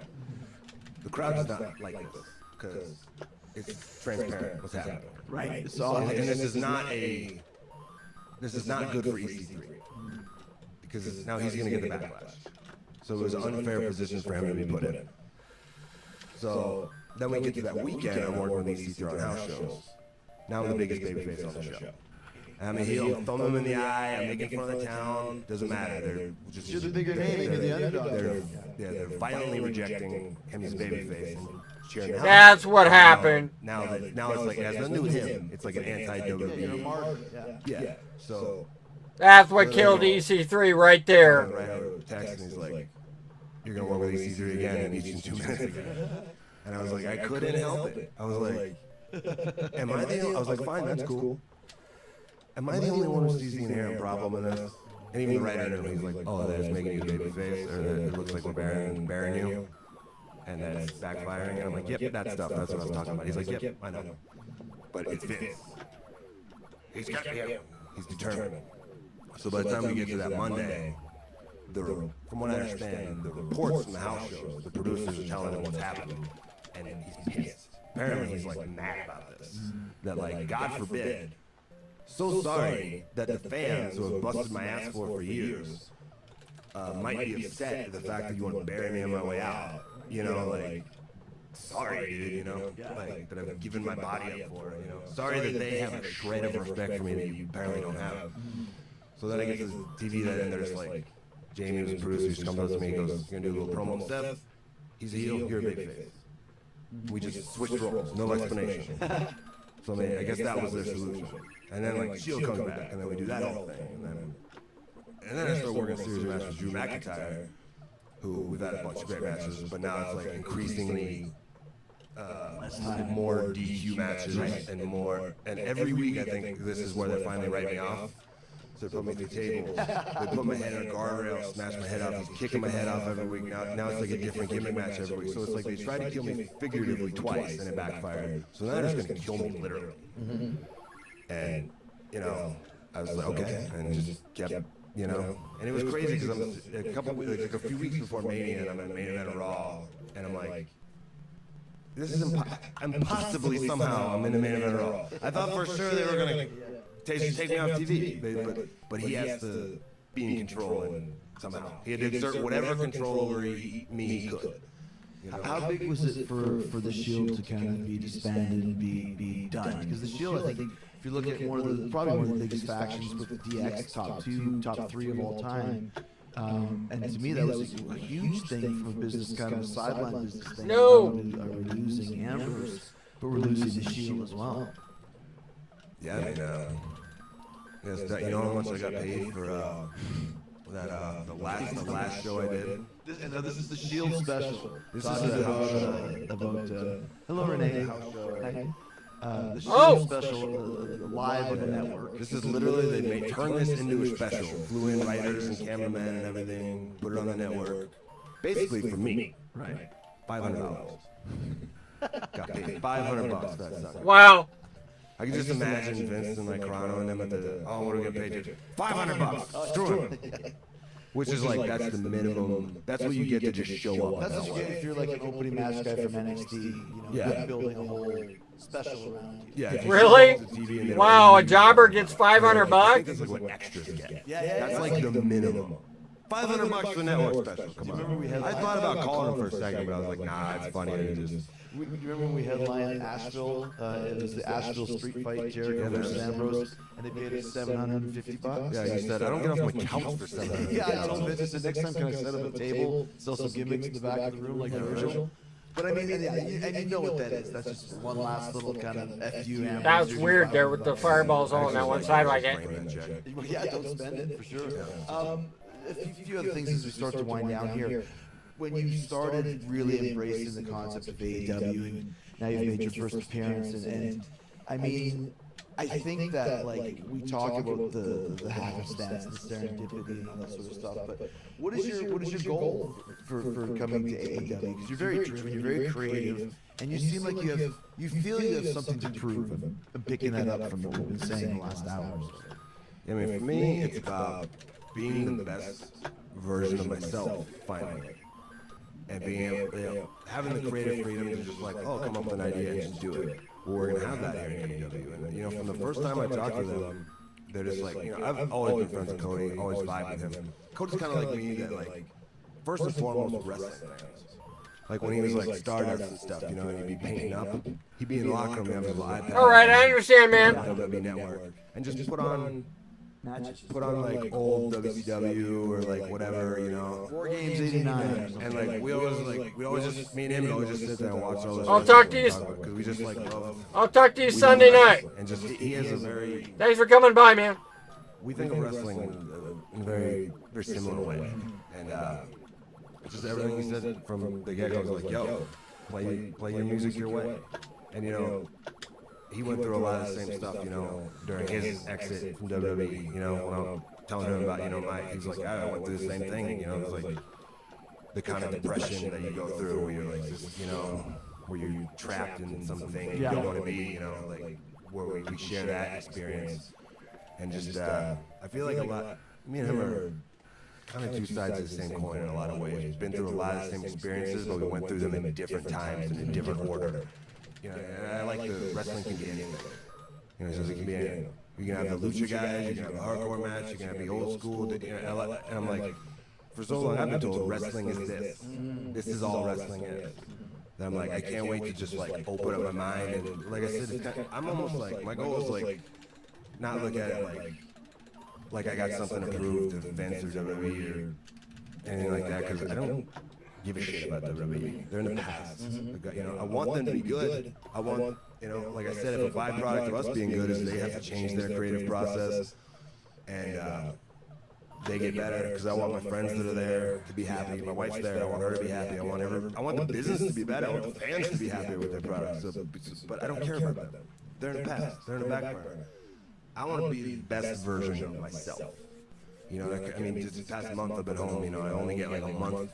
Only got a month home to just like rest and recharge, and so I mean I've just been chiropractic, massage, training twice a day, you know, getting everything fixed. You know, I got hooked up with a new trainer, Gil Gardano here, who's actually ran a Couture strength and conditioning coach, and I was like, yo, let's just start. I want to just start over, build a foundation from the get-go. It's like as an athlete, so working on like agility and strength and power, and you know, hopefully a year from now I'm just like a fully new athlete. You know, this is like the whole world is my oyster now. I can do anything, be anything. You know, like you're inspired. Yeah, like you know, some people might, you know, want to put you in that little hole of what they think you are, and you can't be anything like that. But I'm like, I could do anything.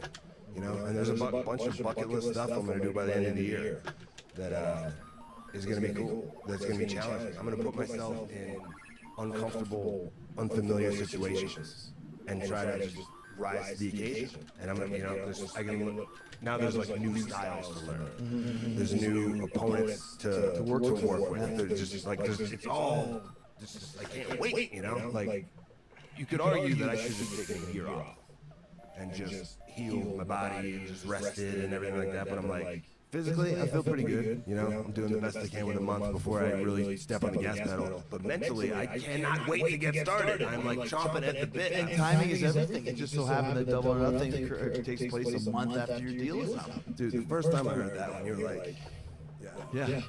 I was like, man. You know, telling me all this stuff about, you know, play your music your way and everything. I'm like, that's amazing. Like, I want to be part of this. 100%. Like, let's go.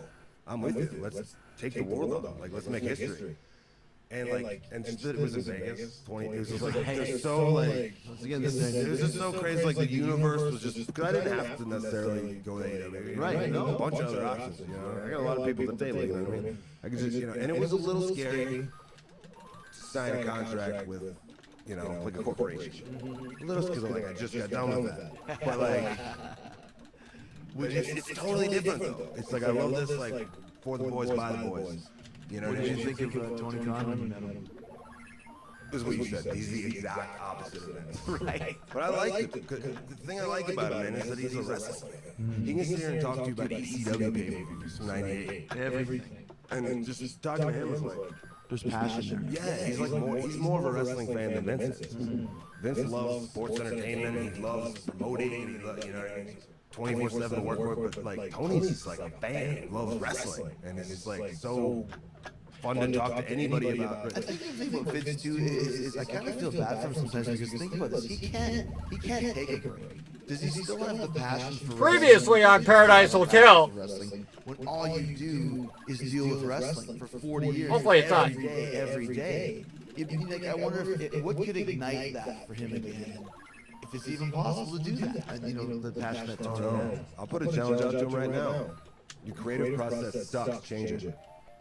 The facial expression after that was great. Speaking of which, though, we're laughing about this. I always love the fact that at Dean Ambrose was your Twitter, and the description Ooh, I'm was, very excited to tell this story. the description was, they made me get one of these, so here it is, enjoy. And you never followed anybody, and you never posted one freaking tweet. Until the day I became king of all social media. That's right, one tweet. Mic drop bitches. One tweet, 3 million views or whatever it is. I gotta tell this story, especially because I got to shout out to my boy. So I had the idea back before anybody knew I was leaving in January. Then I was like, okay, how's this gonna look? You know. So I'm like, obviously, you know, the world's different now. You gotta use social media. You know, I'm not stupid. You know, just because I don't want to, you know, get on there and communicate with people and read comments doesn't mean I'm not an idiot. I know that like social media is the way of the world now, right? So I'm like, okay, what do I do? You know, what am I show? So I'm like, okay. My idea was, I'm a big fan of like movie trailers, right? Kind of the inspiration for this was like the Venom teaser trailer when I first saw it. Venom with Tom Hardy, because you didn't see, it was only like 30 seconds, and you didn't see Venom. And the movie didn't come out for like 8 months, but it gave you just enough to where you're like, oh, I can't wait till that movie comes out. We have to wait so long. At that point, I kind of knew likely Double or Nothing was going to be the first appearance, you know, and I've had to go to great lengths to make sure I'm not like advertised or anything for anything before that. I've been keeping people at bay and having to tell people to F off, so I apologize to everybody that I'm doing that to. You know. There's a reason. Yeah. So I'm like, okay, my idea was like to make a movie trailer kind of thing, like a teaser trailer, from just promoting myself, and drop it at exactly midnight on April 30th. Like, so it's like literally the minute that I get out of WWE, it's like, oh, it's about to get real. It's on. So people get excited. It's John. So yeah. So I'm like, oh, I wonder how I do that. Like, I don't really, you know. And it became more ambitious than I originally had envisioned, right? So I'm like, I don't really know how to, I'm not a technology savvy guy. I don't know how to do all that, but I know the people that I do know how to do all that stuff, they're all in WWE. Right? And this is a secret. So I'm like, huh. And I'm like, screw thinking about it. I'm just going to do it, right? So I hit up my friend, who wrestling fans may know as one Sick Nick Mondo. Was actually something of a deathmatch legend, right? And now he's a filmmaker in LA. And I met him in Japan when he was a very interesting guy. He was living in Japan, learning how to be a filmmaker. And we kept in touch. He has a, you know, we first started out when he put out a movie called The Trade. It's called The Trade, and it's kind of a docudrama. Right, about his life. About his life and everything. And Fantasy sequences in it. yeah, and we kind of vibe because the kind of the theme of it is like what drives you to like mutilate yourself, like self-harm, like getting like some kind of satisfaction out of like putting yourself through glass and light tubes and stuff like that. Like, what is the why do you do that? And I'm like, is it like some kind of deep down thing, or is it like childless? Like, what is the thing? And that hit real close home to me. So I started talking with him about that film and stuff. Anyway, we became friends, and so I just hit him up, and I was like, yo, do you do like, you know, like trailers and stuff like that? And is that kind of what you do? Because he's a freelance filmmaker. He's like, yeah. For instance, and he sent me a couple examples of different trailers, and I went like, I think you're the guy. So I was like, look, here's the deal. I'm going to be leaving WWE, and I gave my idea. And he's like, totally. He's like, so then he sends me this like treatment where he's like, you're in prison, and then there's drums. Building, and it was like a full movie script, and I was like, you're hired, you are the guy. And I was like, so we started collaborating on that or whatever, and we filmed it in February, and I had, you know, the typical 2 days off in between loops. So I landed in Vegas, threw the dogs in the car, drove out to LA, and we filmed for pretty much 2 days straight. Because we rented a red camera, you know what a red camera is. It's like the highest quality. It's like what they film Lord of the Rings on. Like, I spared no expense in this some days. It's like $8,000 all told, you know, totally worth it. 2 days of just nonstop filming. Because there's a lot of sitting around, setting up shots, you know what I mean? I mean, he had like, we hired actors, he had like a run sheet. So for the prison, we rented out this like film set in LA where it's like, it's a warehouse where they have a bunch of different sets. They have like a prison, a bar, a courthouse, and all the different rooms for you to film various things. So we did the prison scene, and we're like, so it took 2 days. Actually, Vince texted me like, what would have been 4 in the morning this time while I was filming this to try to get me to extend my contract to do the Europe tour. Wow. And he's like, hey pal, I need a favor. Need you to whatever the biggest box office we would have with the Shield, last run through Europe, whatever, these dates. And for half a second I was like, and then I was like, no. I was like, now you want a favor from me, but I'm like, a few months ago that wasn't, this isn't how you wanted it to go. Now you need a favor. I'm like, dude, it's not like you're gonna put me on WrestleMania and do some angle that we're gonna follow up on the tour with. Like, no, screw you. Like, you want me to do your brutal post-Mania tour, but Right. I was like, yeah, I'm thinking like, call Dave. And you just paid me $500. Call Dave, call Triple H, call Brock, you know what I mean? Call somebody else. I ain't sure Huckleberry this time. So what I told him was, I said, sorry, I'm committed to a film project. Which technically wasn't lying, because, so I knew he would take it like I was on a movie set, but the film project I was committed to was dropping this exactly midnight. When I'm like, I already paid for it. I'm out here running through fields at 4 in the morning. Like, I'm done, man. Like, this is happening. That's just a funny aside. But when you released it, though, man, it was a huge success. Right? Yeah, and that's how I had envisioned that for months. You know, so and the cool thing was, I didn't even tweet it. My social media guru guy tweeted it. So he had it set up to where like a timer. Yeah, like agency I was meeting with during Mania Week in New York, you know, just about other entertainment stuff. And I told them the idea, and I showed them the video, and they're like, oh, let's get our guy in here. So they brought in like their social media expert, and he's like, oh yeah, we can just embed it directly into Twitter, and they do it a certain way where they work specifically with Twitter, where you keep your followers and all that. I don't know how that works. But he had it on a timer to where like it was set to go at exactly midnight. I changed over, and the video popped up. When that went up, I was actually on stage at the Cauliflower Alley Club in Vegas, giving out an award to my original trainer, Cody Hawk. So I was on stage giving presenting an award at the moment that tweet went up. Right. And then by half hour later, by the time I got home, because I ran out of there real quick, and then by the time I got home, there was like the exact response. All right, I'm done. 2 million, so, 6 million. Yeah, let me plug his stuff, just so I don't want to. Come see me this weekend at Northwest Pinball and Arcade Show, Tacoma, Washington. Because I know you guys are fairly close. Yeah, man, that's cool. Like this, you don't want everybody to be happy, kind of thing. You know what I mean? Like sad to see you go, but like also like they've been with me, watching me go through all this crap, and they know. You know what I mean? So they know how you are. Yeah. So what I told Seth was like, he's like, man, I'm so bummed out, dude. And I said, dude, this is like the ending of Harry. Thank you, Claire, tonight for the host. Coming by, chatting, Alan. Andy came by. My loyal viewer was here too. Loyal subscriber. Thank you, everybody, for tonight. Hope to see you this weekend. Bye-bye.